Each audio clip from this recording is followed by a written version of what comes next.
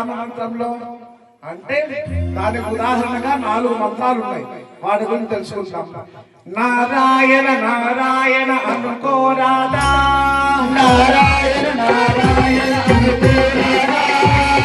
నారాయణ నారాయణ అనుకోరాదా, నారాయణ నారాయణ అనుకోరాదా, ఓపికే లేదా, ఓపికే లేదా, ఇంటికే భరువా, ఇంటికే బరువా, నోటికే చేదా, నోటికే చేదా,